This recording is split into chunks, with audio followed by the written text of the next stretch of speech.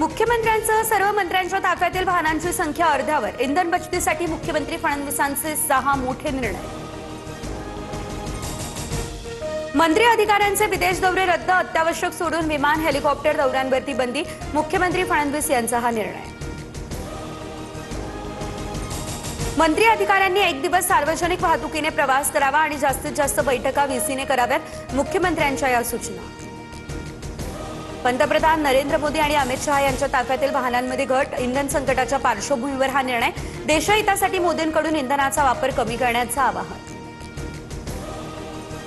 Chhatrapati संभाजीनगरमध्ये MIM नगरसेवक मतीन पटेलच्या घरावर करण्यात आली कारवाई। निदा खानला आश्रय दिलेल्या घरावर बुलडोझर। कारवाई दरम्यान मतीनच्या पत्नीनं पथकाला संविधानाची प्रतही दाखवली।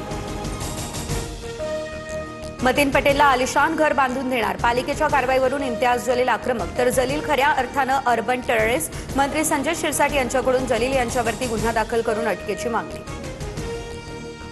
अंमलबजावणी करता येत नसेल तर निदान थट्टा मस्करी करू नका। मुख्यमंत्री फडणवीसांकडून विरोधकांची कानउघडणी, तर पंतप्रधानांच्या आवाहनाची थट्टा नको। कोरोनाच्या महासंकटातून मोदींनीच देशाला सावरलंय। उपमुख्यमंत्री शिंदेंकडून विरोधकांना कानपिचक्या।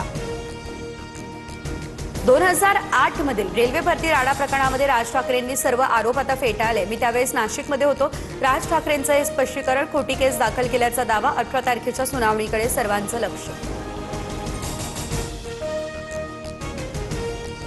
प्रफुल्ल पटेल, सुनील तटकरे, काहीही झालं तरी भाजपमधून लढणार। राष्ट्रवादीचे 22 आणि शिंदेच्या सेनेच्या काही आमदारांचं भाजपमधून लढण्याचं ठरलंय।